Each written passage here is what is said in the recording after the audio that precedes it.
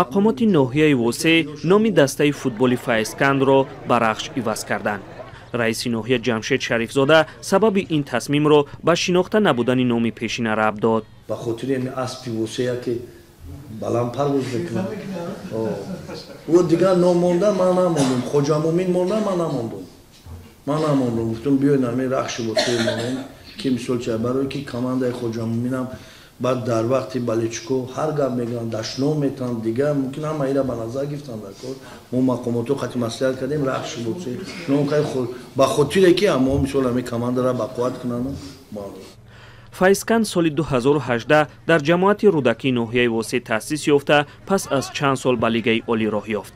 вале пас аз кам шудани сарпарастон ва нокомиҳои пайдарпай даста соли 2023 ба лигаи аввал ва дар мавсими 2024 ба зинаи охири ин лига афтод. ба гуфтаи раиси ноҳия барои ширкати даста дар лигаи дуюм то 400 000 сомонӣ ҷудо хоҳад шуд.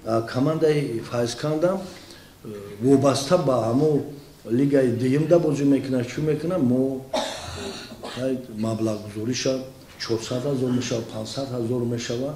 мо ҳама қуввамона командаи футболда сарф мекунем, лекин иёрам хеле бенаво намеонем, дастгирӣ мекунем.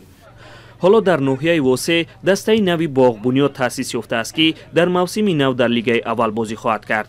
бо вуҷуди поён рафтани Файзканд, ҳоло Рахш то лигаи дуюм мақомоти ноҳия таъкид мекунанд ки барои рушди футбол талош хоҳанд кард. баъзе соҳибкорҳо омаданд ки мо командаи боғбунёдро худмон дастгирӣ мекунем, ақаллан 50% дастгирӣ мекунем, соҳибкорам келкананд.